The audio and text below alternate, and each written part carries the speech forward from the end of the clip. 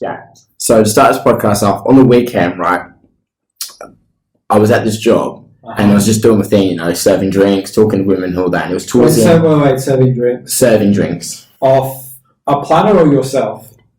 Out of a bottle. Out of a bottle? Right. Out of a bottle, okay, yes. Okay. So different night. Yeah. It was chill. It was a great place. Different than usual. It was really cool. So I was up in somewhere in the Perth Hills, right, and they had like this big house. Yeah. And the women there, I would say they're all pretty high class because they were dressed up in like really expensive dresses and flowing jewelry and all that. They were really nice. Like I was talking to doctors and paramedics and some school teachers.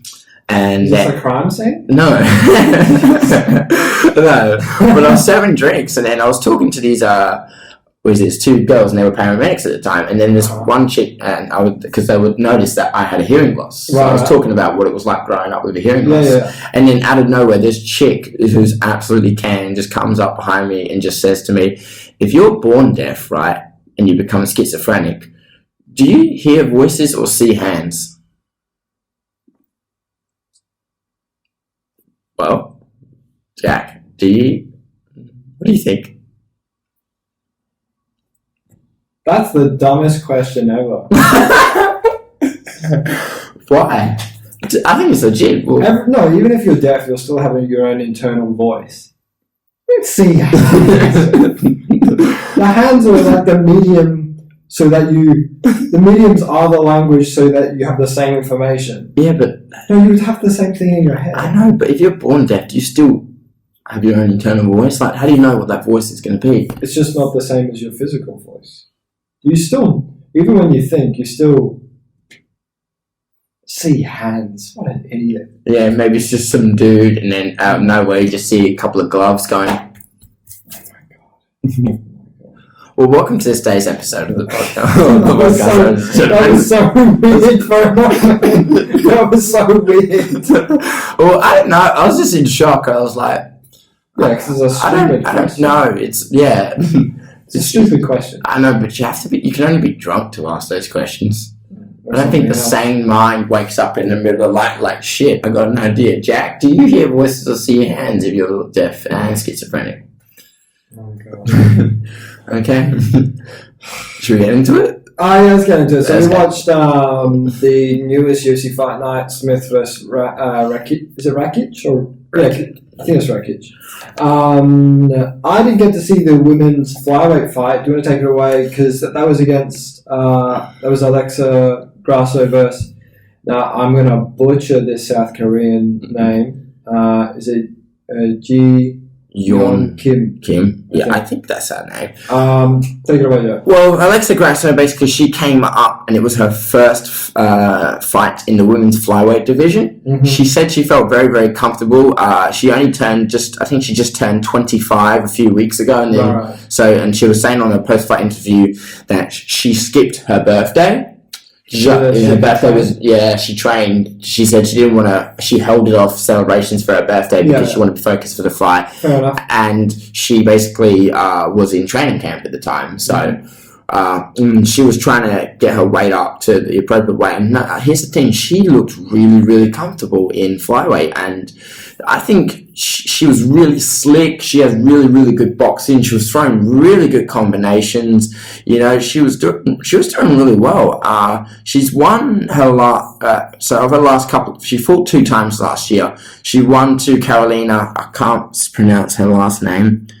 I wouldn't even try. Yeah, I wouldn't even try. But she lost to Carlo Esperanza, which she's got a pretty good record. She's only got 3 losses at the moment, but coming back from this, she has a really slick boxing style, and she was really good at keeping her hands up when she was. One of the things is that she was. I could tell that she was good at boxing because she was just taking advantage of Jin Yeon Kim's mistakes. Yeah. Because she was dropping her hands a lot, and the moment she would drop that hand, bam, she hit. Basic boxers move. Wait for them to drop their hands because MMA fighters do drop their hands a lot. I think a lot of the time, just because it's going for 5, usually 3 or 5 rounds of 5 minutes of work. Sometimes they prefer to be a bit more relaxed because it's 4-ounce gloves. Also, you notice with some of these strikers, They're quite dynamic in that, so it works well to like cut angles. And also, when you have your guard up for a long period of time, it does tax your shoulders, whereas, you can relax a little bit in between shots by keeping them nice and low. Just so happens, if you don't have good head movement or good footwork, you are going to get, jabbed.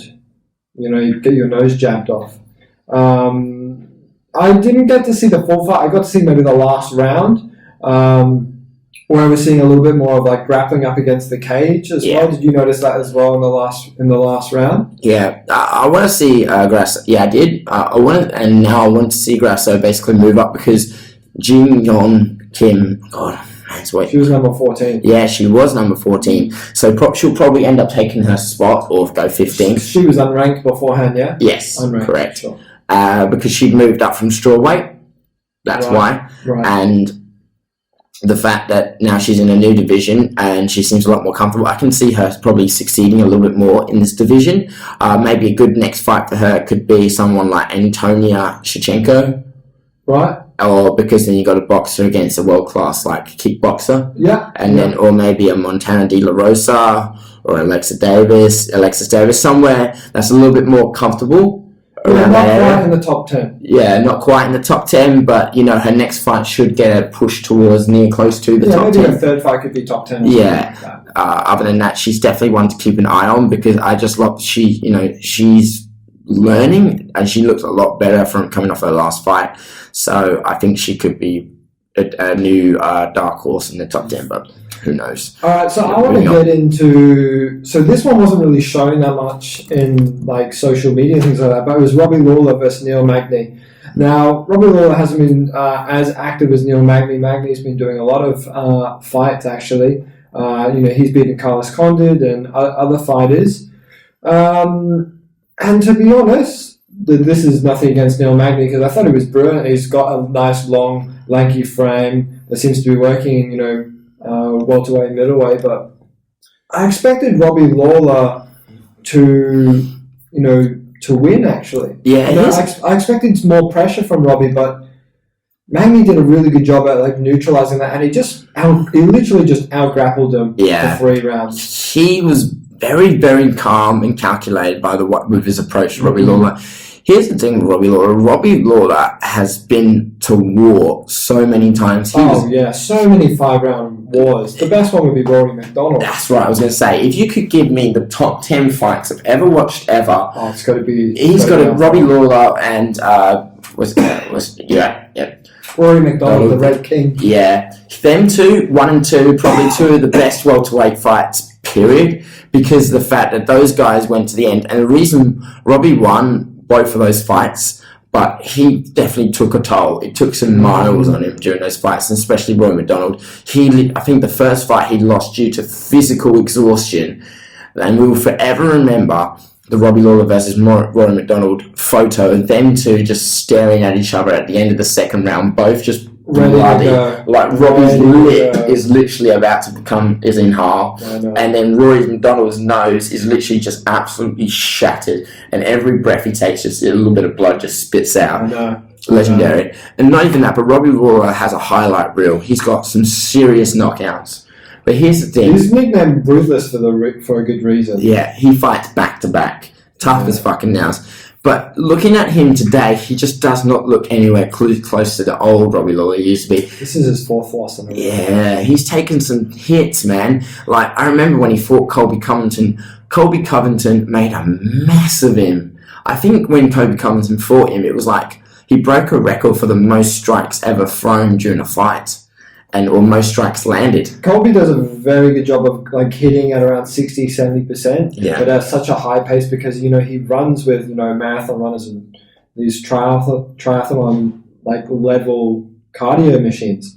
So looking back in his last, it's really sad because I saw a lot of memes about saying being really sad that this is reacting to this is his 4th loss now. So. Back in UFC 214, he beat Donald Cerrone by decision, but then he went on this is his 4-fight losing streak against Rafael dos Santos, Ben Askren. Now the Ben Askren one, I would say Yeah, that was one, a controversial day in the office, really. Would you agree? It's called a technical submission by Bulldog's choke, but we know that he clearly wasn't out. However, it was a bad call from a good ref, but anyone in that situation, I think, would have done the exact same thing. He was supposed to, he apparently put his thumb up. It wasn't really that visible. Yeah. He looked like he went limp. Yeah, limp. But when afterwards, Robbie said this was him trying to relax, not expend a lot of energy. Yeah. However, you've got to understand the ref, if you almost act like you're out. Yeah.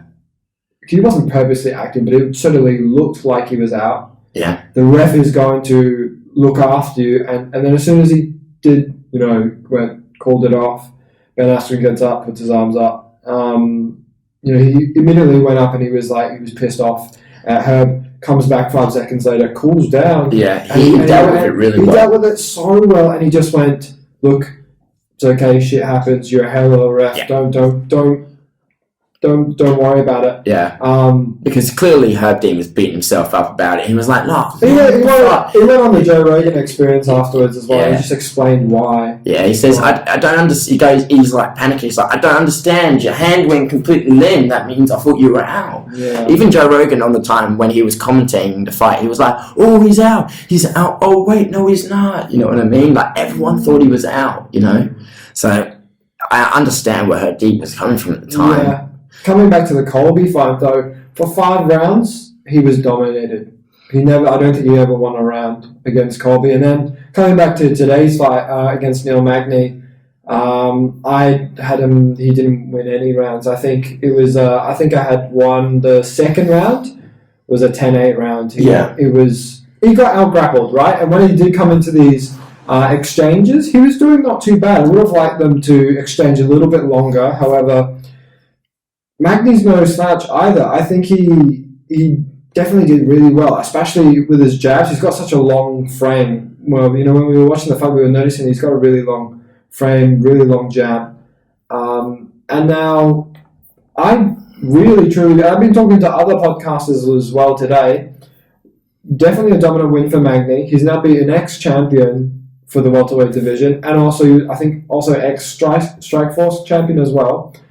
He deserves a top 10 opponent next. Because he wants one again this year. I believe he holds a record for the most... One of the highest wins in welterweight. Welterweight division. I think just behind George St. Pierre. George St. Pierre, correct? Yes. So he's still going. He's got a hell of a resume, and he's got a lot of experience on his belt. So it's just, who would you say is a good opponent for him next? Oh, that's an interesting. That's an interesting question, actually. Because I want him to, I want a top 10 for him in the welterweight. So I feel like,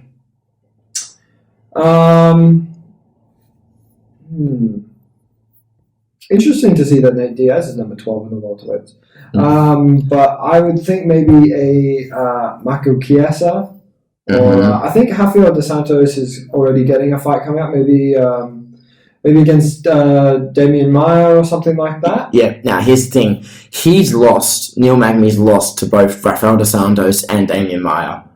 If those two fight, Magny should fight the loser, because then you got 7th and 9th versus each other. And that way, Magny can fight. I don't think he wants to wait that long. I think Rafael dos Santos, I think this is his last. Rafael dos Santos, I think he's retiring after his next fight. Really? He said I think it was likely that he was going to retire. I think he said himself. I'm thinking if he has lost to Rafael dos Santos, he should rematch with him. Maybe possibly as a last fight, or against Mako Chiesa or Damian Maia. Yeah, those are both really good fights to have. I mean, because Michael Chiesa, he's very loved by the fans. He's got, the dude's known in the UFC for having a bit of a streak of bad luck. But still, Michael Chiesa, he is definitely a good fight to watch. Who was the last guy that he fought? Do you remember? Who? Michael Chiesa. Was it Melendez or it was Dos Santos? Dos Santos. He beat him. And he beat Sanchez as well, and Condit. So he's on a 3-fight win streak. So he's cleaned up a few big names. Everybody knows Carlos Condit, Diego Sanchez, Rafael dos Anjos. So, and I bet on that fight. His last fight against. I think I bet on his last 2 fights, and I won money off that. Oh, by the way, actually, I want to say. Yeah, okay, you hurt yourself. Well, this was from the other day, and I just picked it for a second. So, with the Verdict MMA app, I only did one pick, and it was for the main event. Yes. Which is going to be Rakic versus Anthony Smith. What was your thoughts on that main event? It was very good. Now, I actually picked that he was going to win by decision, and I bet all my XP on it, and I got it. And I got, I think I got 5,700 XP. Okay. And I got, when you get in the top, I think it's the top 10% or the top 1% or something like that, they give you the gold belt. And I came in and I put it on Verdict MMA, and they said congrats. But it was funny how I only picked one fight, and I got in the top 1% just on the betting with the XP on it itself. Getting carried away now, but Anthony Smith against Aleksander Rakic. Thoughts? Very good. Very good. To be honest, I thought Anthony Smith looked a bit off today. I must say though, Rakic is definitely a very tidy striker, as well as he did very well on the ground as well. And he threw a huge amount of strikes, a very high accuracy as well. But what I found was really impressive was, how explosive he was with those leg kicks. Oh, those leg kicks. Smack off those, dude. They're bang, vicious. bang. Yeah. I think it was in the first round. It was the first round. He literally kicked his leg out of him. Yeah, and then he was going down, and then kicked his leg again, and then Smith was on the ground. He was trying to defend himself. And he's a big, scary dude. He's he's 6'4", heavyweight. The dude's... They're both 6'4", actually. Yeah. They're both 6'4". The dude is shredded, and he's only 28. He's from Austria. He's from Austria, but he has Serbian parents, so he fights out of Serbia. Yeah, so that way, he's tough as nails, Yeah. So he's so explosive, and the quads on his arms as well. When he was next to Anthony Smith, it looked like when he hydrated, he had a lot more on him. He let's be real, he dominated Smith. Oh yeah. I thought maybe there could be a KO if it had 5 rounds as the main event, but unfortunately it was only a 3-round fight, so I said it has to go to decision. The reason why is Rakic has a huge amount of power, especially with those leg kicks. Mm-hmm.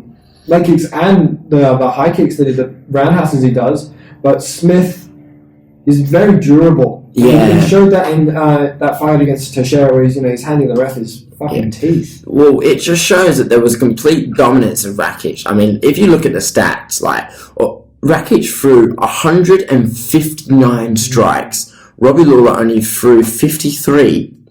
Of those, you mean Anthony Smith? Yeah, sorry, Anthony Smith. Anthony Smith. Of those strikes, Rakic had 57 significant strikes. Anthony Smith only had 21, and then it just shows there's such a high difference between the two strikes. But if you look at the guy's records, Aleksander Rakic, he's 28. He's had 13 wins and 2 losses, right? Mm-hmm. Anthony Smith has 33 wins and 16 losses. So Smith's been in the game for for quite some time now. He's he had a time where he was upcoming in the heavyweight division, and he went against John Jones, and John Jones. Some of these strikers seem to be getting out wrestled. Yeah, it was weird to see from Rakic as well, because he defended I think 2 takedowns or something like that. It was very impressive performance, very dominant win again. I just want to check where he is in the leaderboard, because Anthony Smith was number 5. Mm-hmm. We've got to Teixeira as number 4 above him, who he just previously lost to. So it's interesting to think about, because now there's a vacant title. Aleksander Rakic was number 8. Now he's just taken out number 5, so I assume he's going to jump up to number 5 now. Yes. So here's my theory. So we know that Dominic Reyes is fighting Blanchowicz for the vacant heavyweight title. Teixeira is fighting Thiago Santos. There you go. So what I think what will happen is Rakic will fight either the winner of Teixeira and Santos, right? And then he might fight the loser of Blachowicz versus Reyes. Then he goes for a shot for the title. But just again, I don't want him to be pushed too early, but I feel like that's a more strategic way. Or what he could do is he could fight the 6th spot next, then the loser of Teixeira versus Blachowicz, and then the winner. I think he just waits until the winner between Glover Teixeira and Thiago Santos fights him, next one, title shot. Yeah, there you go. You know, if he does win. Honestly, dude, he looked really impressive. He's huge. He's ripped as well, so he's obviously got his nutrition, his training on point.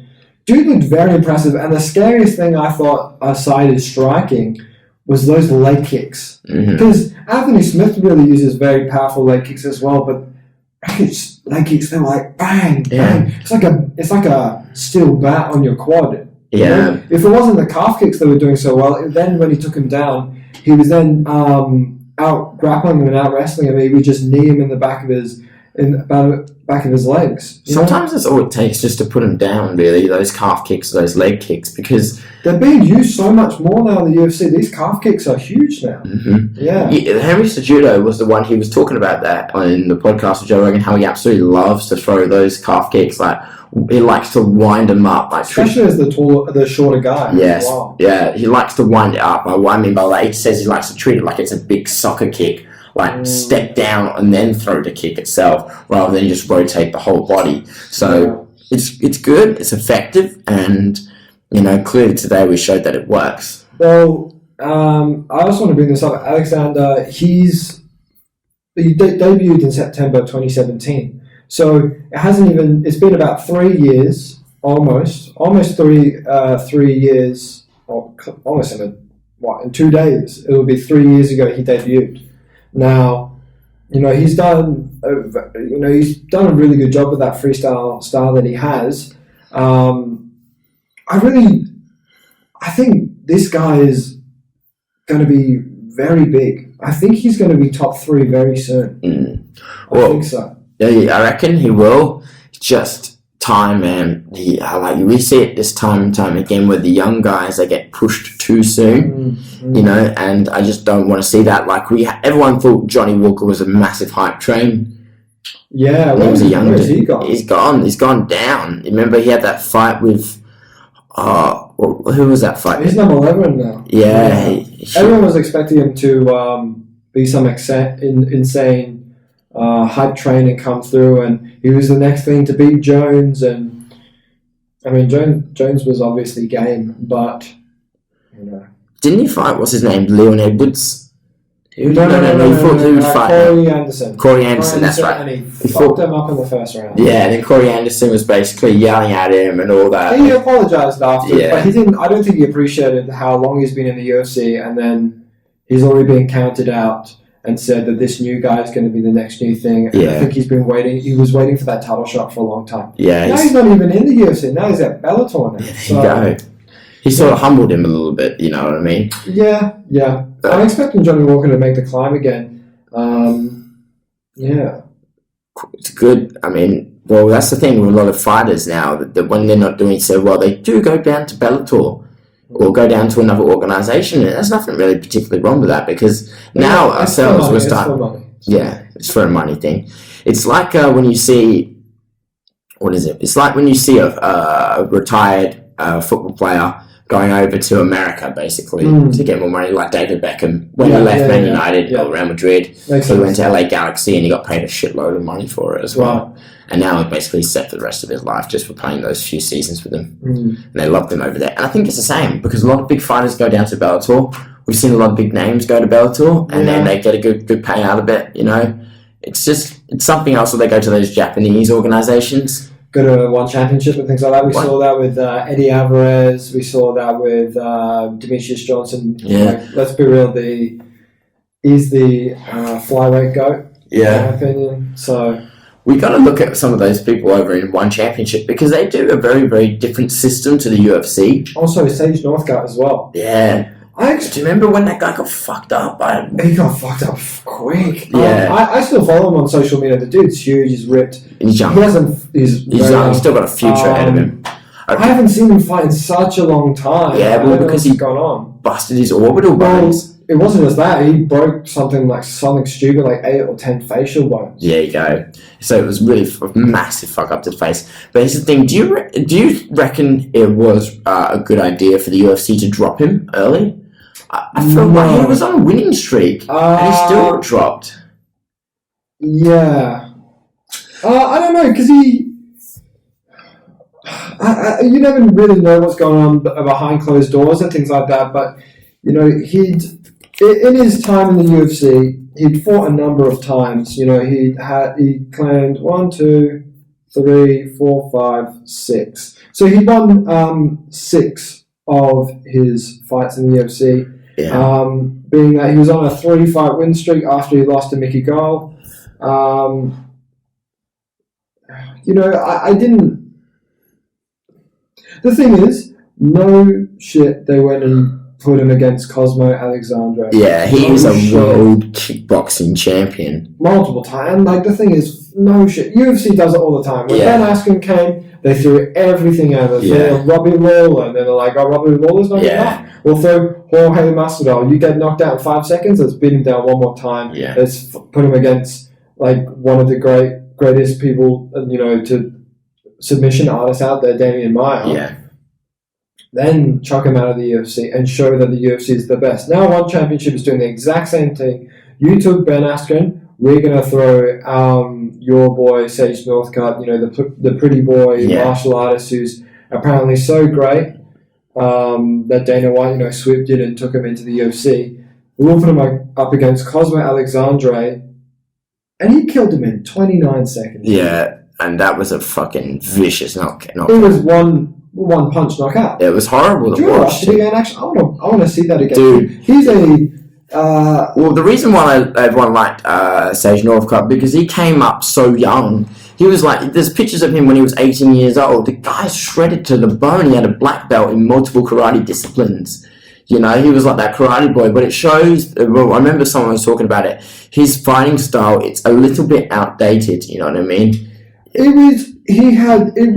To be honest, right now, when I've seen him fight, he seems like he is more of a freestyle fighter. Yeah. He's got good striking ability, and he's got lots of kicks. A lot of the time he was using a lot of the front leg side kick, which is pretty good to keep people at bay. And he did that very well. He had decent wrestling. He seemed strong enough. I questioned his ground game, though, because we never really got to see that. Plus, he was submitted by Mickey Gall by rear naked choke, I'm pretty sure. Yes. They throw them against one of the fucking best in the one FC, which is Cosmo Alexandre. Yeah, a beast of a kickboxer.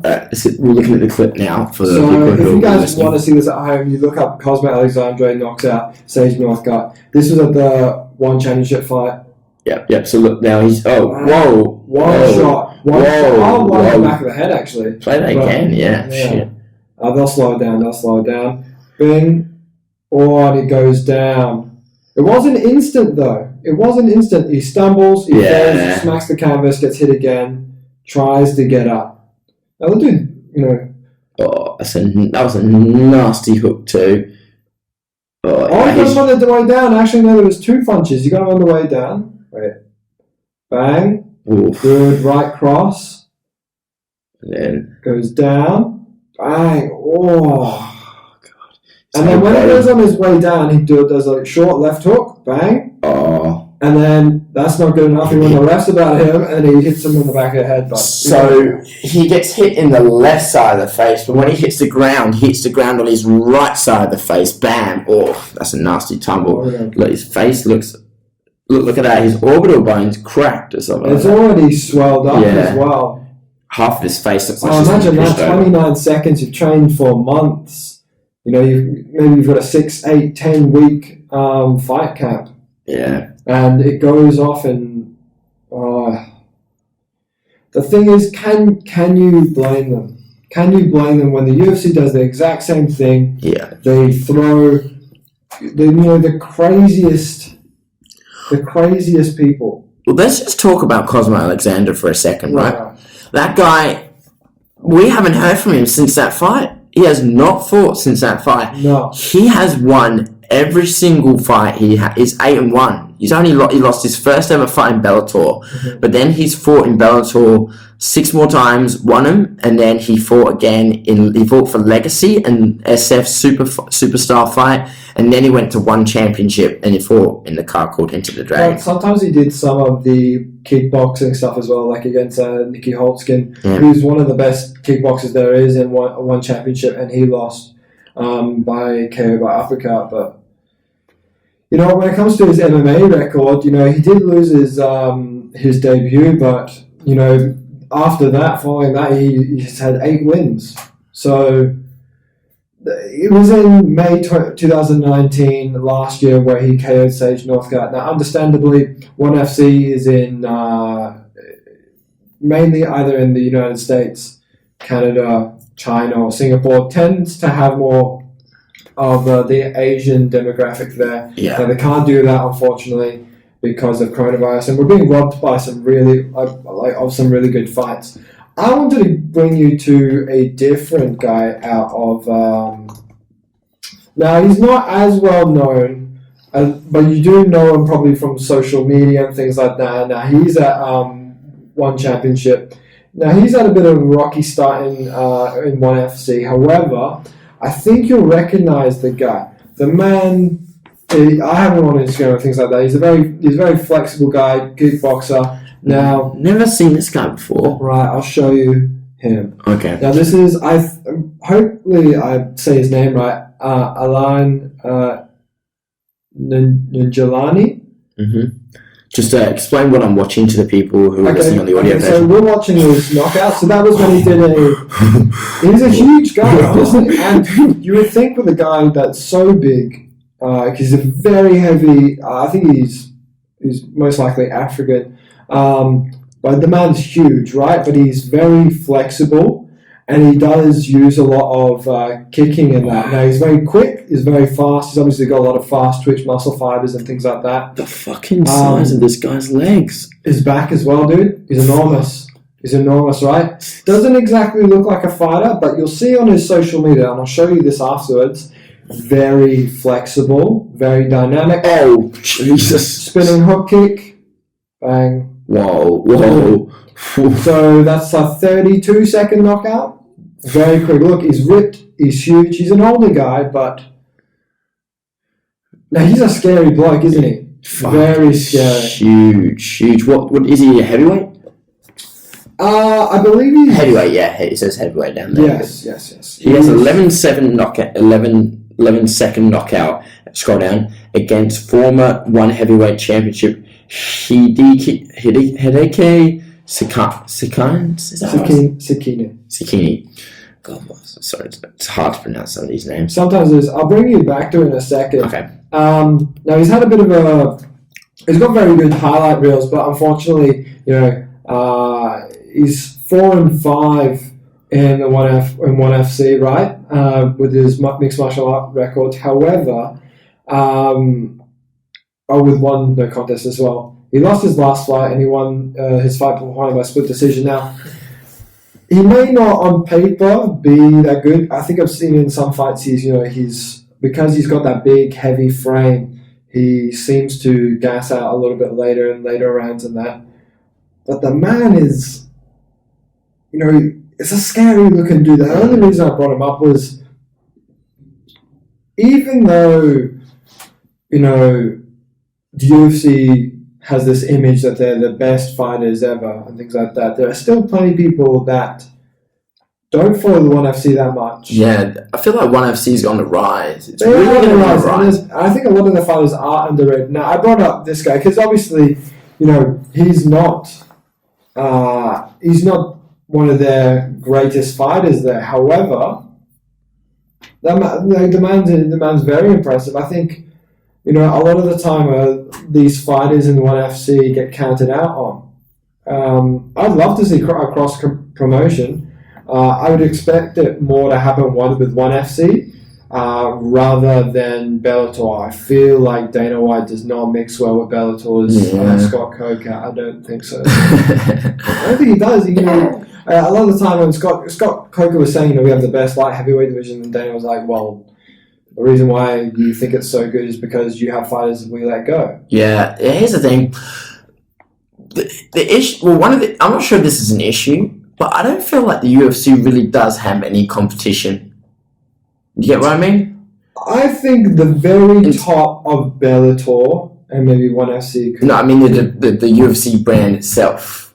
Oh, no, I feel like the UFC brand itself is just too big, too overpowered, too much money. It will be a long, long time before anyone even comes close to being competition for the UFC. I think so, unless they build a character that's similar to like a Conor McGregor or John Jones, or someone that has a bit of hype around them, has a bit more of a bigger dynamic personality that makes other people tune in, because I feel like a lot of casual fans mix up UFC with MMA. Like they're saying you train UFC when that's just an organization, right?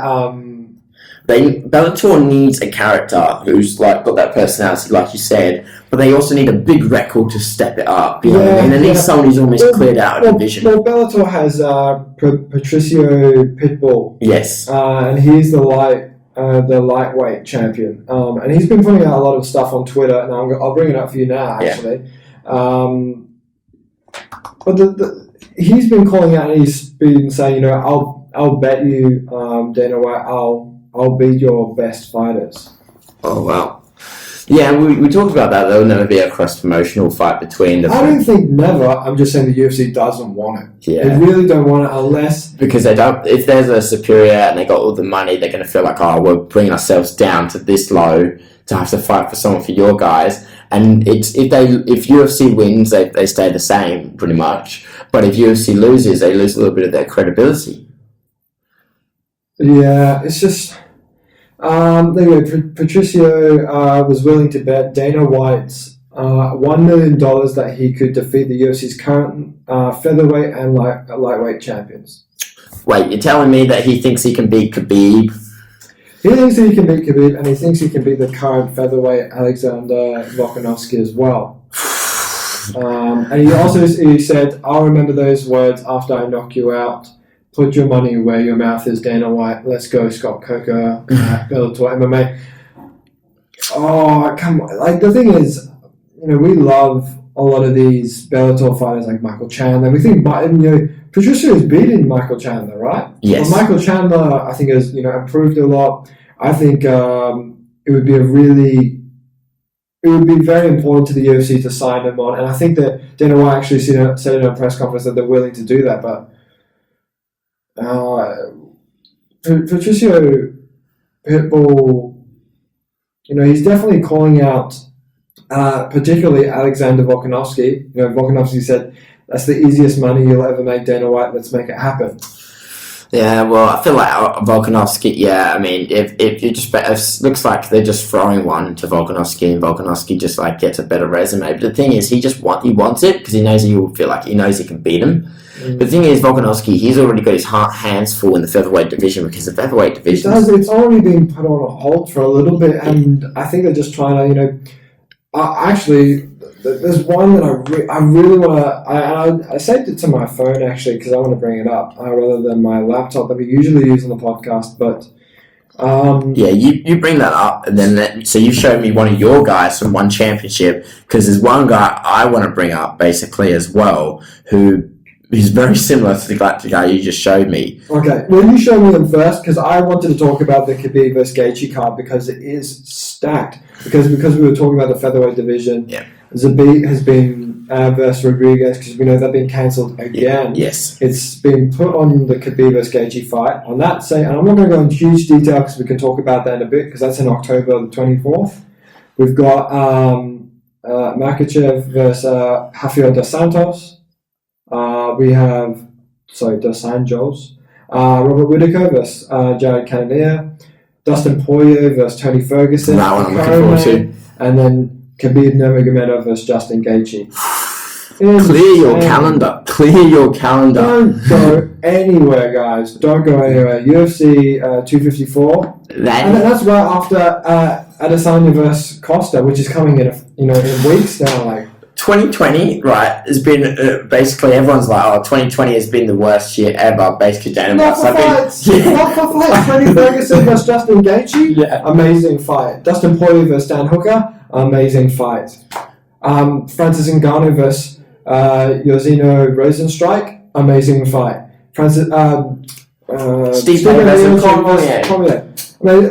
I'm very proud of the UFC for putting on fights despite COVID, because even though 2020 has been a fucking shit show, right? There is nothing that's stopping the UFC. Dana White said it a while back. He said by 2020, it's on my UFC gym wall, I pointed out to you, but he said by 2020 UFC will be the biggest sport in the world, biggest organizations in the world. MMA will be one of the biggest sports of all time now. He has proved it because of the obstacles that he has gone through this year. Basically 2020 has just said to him, you ain't going to survive this year. And then Dana White just went, hold my beer, fam, and just pulled out some of the greatest fights cards ever. There has never been a better time right now to be a UFC fan or an MMA fan because of the star power they've got now.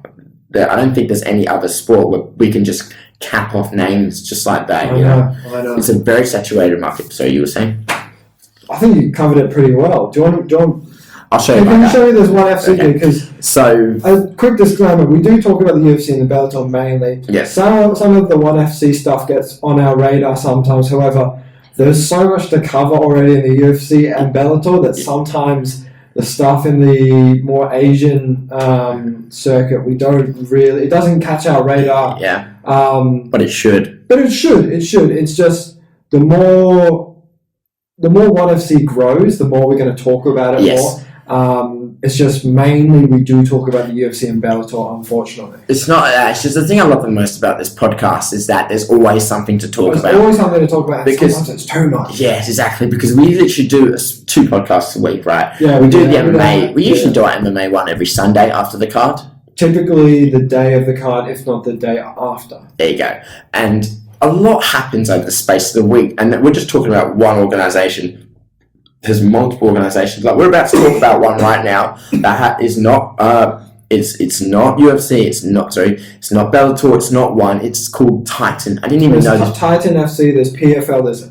There's Cage Warriors. Cage Rage. Cage Fighters. Yeah. Oh, there's 2, and then there's even the ones that are here, which is I think it's there's Elite FC. No, Elite FC was a while ago. I think it was. There's one in Australia, and they actually host fights where we're from, probably about 10 minutes from my house at the arena that's over there. We should go there and commentate. Dude, I want to go there. It's not cheap, but how much is it? I can't remember. It'll be a lot cheaper than a UFC fight. If there's one thing I want to do with this podcast, is us to actually go there and see a fight live. Oh, can I please talk about one thing? Okay, go on. UFC 251, right? That was Jorge Masvidal versus Kamaru Usman. Do you know where that was originally going to be? No. Here. Really? Western Australia. It was going to be here. Really? I knew that the Shevchenko fight was going to be here, but I didn't know that Kamaru Usman was going to be here. It was going to be. UFC 251 was going to be here with Volkanovski fighting on the same. That's right, yes. Now, how bad is that we didn't even get the option to, even... Imagine if they came to the UFC gym and you and I are there, you're working, I'm there doing a podcast or something like that, or working out, and they walk in, and that, there's the UFC embedded. I really hope this COVID shit gets cleaned up, because when they start to have the Perth fights again, holy shit, where else are they going to come to train? If they came to train and they stepped inside that octagon, I would clear my I would clear my day just so I could sit in the corner and just listen to everything that was told. No training today, boy. Yeah. I would clear that whole day, say, sorry guys, this is a once-in-a-lifetime opportunity. I'll take this fucking chair, I'll go put it by the octagon, I'd turn off all outside noise and just listen to whatever the fuck goes on. If they came to Perth, I would just like, alright, all my plans have changed. Yeah. I'm going to the UFC gym right now. It'd be mobbed, dude. It'd be mobbed. It'd be mobbed. Yeah, well... At least I can go in and be like, sorry, boys, I actually train here. Bye. Dude. It'd be good. It'd be great for the gym too. Anyway, I would make a Last Set podcast t-shirt and just walk in. I would listen to the podcast. I wouldn't mind that. Anyway, so what I'm about to show you right now for the people listening on the audio version, this is Kamaru Usman's heavyweight brother. His name's Muhammad Usman. He fights for Titan FC, and he's a big boy. He is thick. I know they've talked about him on the Joe Rogan Experience because he's a athletic guy as well, but he just doesn't have as much experience as Kamaru Usman, obviously being the younger brother as well. I'm going to quickly watch this. Yeah, but dude, the guy is huge. He is like I said, he's definitely someone to watch out for. Like, can you make it full screen? Yeah, there you go. In here to give us a fighter breakdown. How do you see this one? What's the key to Alexis to? There we go. So right, bam! Look at that flying knee. Jesus, mad hands. He's got a bit of a chin too. He seems to, So he's in the red. Yeah, in the red. Shorts, yeah. Look at that. Look, he needs to fix up his footwork a little bit. You can tell he's got that really wide stance. And he's up against. It looks very similar to Kamaru, the big back and all that. Yeah. Well, I mean, the guy's crazy big. And then I think if we could just skip a He's little. going for the takedown. Are you going to skip forward a little bit? Yeah. Boom. Look at that takedown. Massive takedown. And then they're just finished. So basically he skips this part. So it spends a bit of time on the ground. So one thing about him, he's like Kamaru Usman. He has that really heavy wrestling background but then it's just one. Look at that. There's massive punches. Massive punches. Insane ground and pound. All right, he's turned his back. He's given his back. Yeah. He tapped out. Yeah. He hit the canvas. He said, "No, I've had enough." Yeah. Yeah. Shit. Oh, well, that guy was sitting on my back and he was plumbing me in the head. I'm like, no, tap out, because I'd rather tap out than eat those shots. He didn't even attempt to even try. He gave up his back and then he just unloaded on him. Yeah. Shit. Big, strong dude. Look, takes him to the cage, takes to the corner, picks him up off the corner, slams him. It's just ground and pound and pressure from then until... Very similar to until he physically tapped out on the canvas. He just went bang bang. I don't want this anymore. Yeah. So from where I see it is, he could be a future star one day, but looking from that, he still has a long way to go because he was very stiff and he was like dropping his hands. Technically as well. Yeah. Okay, so I want to move on to... Well, I want to have a little preview for the card that's happening next week. Oh. Now, we know that headlining this is Alistair Overeem versus Augusto Sakai. Obviously, Overeem is very well known, especially coming back from the Pride days and all the prior organizations to the UFC. Lesser known is Augusto Sakai. Did you want to take it away? Now, because Alistair Overeem is 40 now. Now he's fighting Augusto Sakai, who's 29. Definitely a big, because Augusto Sakai is number 9 in the rankings. He formerly was out of Bellator, and now he's in UFC now. He's looking to fight Alistair Overeem, and it's not an easy fight. I know that his last fight was against Ivanov, who he defeated by decision, but. It's just Alistair Overeem. He's one of those fighters that who he fluctuates. He's like either win one, lose one, or win two, lose two. You get what I mean? Yeah. He just an up down. The guy's had like 46 wins in his career. He's had 18 losses. He's fought so many times. But everyone just loves to see him fight. But the thing is, I got to ask, how much can a man like that take, especially now that he's 40? Do you remember that time when he fought? A lot of people have questioned his chin. Yeah. You remember when he fought Rosenstrike? He fucking lost half his lip in that fight. And he was beating Rosenstrike that entire fight, right? Mm-hmm. And then the last bit of the round, boom, and instead of one lip, he had 2 lips. He's had so many K1 kickboxing fights. And you can, for someone 40 that, has gone through quite a few wars, you can question his chin, right? I think a lot of people do question his chin. Mm-hmm. I want to come back to Augusto Sakai. Now, he was in Bellator, and he did well in Bellator. I think, he had a draw that he lost to Czech Congo. But he then in 2018 came on Dana White's Contender Series. He won that. And then he's now been on a 4-fight win streak since then. His last fight was against Ivanov, who he beat by split decision on the Woodley vs. Burns card, which we loved, by the way. I would say his most notable win is probably against Marcin Tybura as well as Andrei Arlovsky, who he beat by split decision as well. Yeah. So this is a difficult fight for either man. Yeah. Because my reasoning is Augustus Sakai, he's coming up, is number 9 in the rank. He's obviously got a lot of power. A lot of his wins are by KO.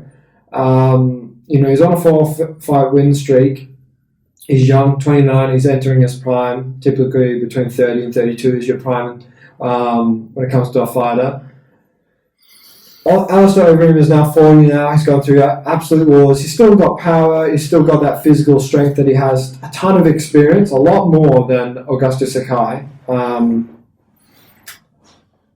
only wild card is the chin. Yeah. Because Alistair Overeem was beating Rosenstrike, right?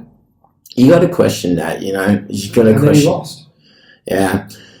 You got to question guys like Alistair Overeem. They've been fighting for so long. Then some fighters are known for their chins, right?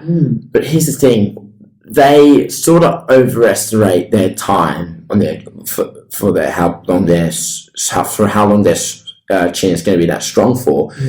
Because some fighters, they say, "Oh yeah, I've got a held chin, so that means I can endure all this damage." But it's so like the same thing with Chuck Liddell. Yeah, that's what I was going to say. That Dana White would actually pay Chuck not to fight every year. He would pay him $400,000 not to fight. Really? And then he eventually retired. Then came back against Tito Ortiz for the 3rd time. I don't think he should have done that. Should have never done that. Didn't look good. Then Tito beat him, and then he kind of acted like he didn't get knocked out the other 2 times. Tito's a dick. I can say openly, I don't like Tito. Yeah. But he shouldn't. Someone like Chuck shouldn't have been fighting. Now, Overeem was in the UFC at a similar time as Chuck Liddell, and he's still continuing to fight. Now he's 40 years old. Chuck's been a lot of those fights prior to the UFC as well, and collected a lot of damage along the way. Yeah. He used to have a granite chin. He hit with a crowbar, nothing would happen. Yeah, there are literally fighters out there who have that granite chin, and then when it gets cracked, that's it, game over. It will never be the same again. Frankie Edgar almost has never been knocked down until he met Brian Ortega. Chin gets cracked. Mark Hunt, probably he's endured so much damage. Yeah, his chin's been cracked. I would make an excuse for Frankie because he was fighting Pedro Munoz and he was taking a lot of damage and he was fine. Mm-hmm. He was fine. Mm. And I was expecting a severe weight cut, like going down to bantamweight, to affect it. Didn't. No, he did well. So now that we're on the topic of Frankie Edgar, have you checked the rankings for the bantamweight? Since Frankie Edgar has beat number 5, he is now number 5. Everyone from 5 to 15 has gone down one. Right. Rightfully so, though. Rightfully so. Rightfully so. So basically, you got all the names below him. Jose Aldo, Frankie Edgar versus Jose Aldo. That would be a great fight. Mm. Then you got Jimmy Rivera, Rob Font, Dominic Cruz, Cody Stamann. Those guys are going to be like, fuck, this guy just walked into the division. He's taken a spot. I'm gone down one. Sign me up. I want him next. You know what I mean? A lot of people are going to come after Frankie. I feel like Frankie needs to avoid those fights and just fight someone in the top 5. Yeah, because Frankie's slowly on his way out. He's slowly on his way out because he's been fighting for such a while, and we love the hell out of him. We will never forget his trilogy with Graham Maynard, probably one of the best trilogies of all time. If I could give you a few trilogies, he'd definitely be one of the top 5. Exactly. Along with Stipe and Cormier, hell of a trilogy, but it just questions, how long has he got left? Maybe he could fight 1, 2. I mean, I would like to see him versus Jose Aldo. That would be good. Or maybe Frankie Edgar versus Cody Garbrandt. But the thing is, Cody Garbrandt's going down to fight for the light flyweight title. So, which is interesting. I want to quickly just finish up with the Overeem versus Sakai bit. What do you think for someone as old and has collected so much damage as Overeem, do you think he beats Augusto Sakai? On the one side, huge amount of experience. Yeah. Excellent power, striking. The main thing I hold is experience. And experience in the cage, the amount of rounds that guy's done versus Sakai being young. Obviously very good striker, number 9, rising through the ranks quickly, being in Bellator and the UFC. 15-1 record. The wild card is Overeem's chin. Yeah. Do you think it will hold up? I think if Overeem doesn't get him in the first round, he's in trouble. Because I feel like he can, when he walks into the fight, he can take a few shots, but he can't take them all. You get what I mean? Especially when you're fighting a heavyweight, dude. Those guys got mad punching power. And he's a young 29. He's young. He's 29. He's from Brazil. He hasn't lost for a while, so he's got a bit of momentum going. His last fight was in 2017. To be honest, It's hard to say. You know what, the thing is, I was not expecting him to knock out Walt Harris. Yeah. When we did watch him following his fight with Rosenstrike, because he was beating Rosenstrike and then he got hit. If this is going to be a 3-round fight, I would say he beats Sakai. Okay. I would say I think he beats Sakai because let's go. I want to go through his last 4 fights. Against Pavlovich, won by KO. Against Alexei Olenek, the boa constrictor, excellent submission artist. Mm-hmm. He's got power in his hands as well. He KO'd him. He then lost to Rosenstrike by punches. However, I'm not going to lie, he was winning that fight, and then in the 5th round, gets KO'd with 4 seconds left in the round. Right? Mm-hmm. Then he beats Walt Harris. I think if it's a 3-round fight, he beats him. Okay. I think he beats him. The level of experience and the power that guy has, even when he's not Overeem anymore, not taking any of that tainted horse meat. But I think he beats him. What they do is they could just spike Overeem's water with basically a cocktail of what we call steroids. Yeah. And then it'd be like Mexican supplements. Okay. Overeem, just spray a little bit. Just squirt a little bit of this in your mouth. He goes, that's a very weird taste of water. A little bit in his monster can. The next thing you know, his veins and traps start busting out. He turns back into Super Saiyan Overeem. He basically turns... I want to see Overeem again. The rhino skin. I want to see Overeem again. Okay? I want to see him back on the sauce. Yeah. I want to see 40-year-old Overeem back on the sauce. On that TRT. KOing bitches on TRT. Yeah. Ooh, that was time, Actually, I want to leave with one last thing now. Okay. I know Conor McGregor hasn't been talked about that much. I know you brought up the trilogy. It was Gray Maynard versus Frankie Edgar. Now, that was a really good trilogy, right? Do you think if there was a 3rd fight, Nate Diaz versus Conor McGregor could be one of the biggest trilogies ever? Yes, absolutely. Dana said that Conor is confirmed to not fight this year. And the reason why I think he's confirmed not to fight is because there's no crowd. Yeah. He needs the crowd. Conor's the biggest money maker. Yeah. Right? I don't see it happening. And I agree with him. Yeah. Do you think we see that trilogy fight? Next year, I reckon what will happen, if this coronavirus thing slowly starts to die down, which I don't think is going to happen anytime soon, but we still got a few months to go to the end of the year. We got 4, where basically this is the last day of winter here. I think tomorrow is the first day of spring. First day of spring. September. So actually, no, it's on Tuesday. Pardon me, there's 31 days in August. Right. So on Tuesday, it's the first day of spring. It's the first day of September. You got 3 months to the end of the year. 3 months is quite some time, So we'll see what happens to coronavirus by the end of this year. And then if it starts to die off in America and they're allowed to let people back out and crowds, or maybe they find a state that wasn't much affected so people can go and watch. Okay, I see it happening. And then Dana White comes in. Okay, January, Diaz versus Conor. How about Ireland, quite small, much easier to control coronavirus like that. Mm-hmm. If Ireland becomes a little bit similar to Australia, minus Melbourne, Melbourne. No, we don't care about Melbourne. We don't give a shit about Melbourne. Sorry, you're a lovely place. I'd love to live there, but you're fucking up Australia's COVID stuff. Yeah.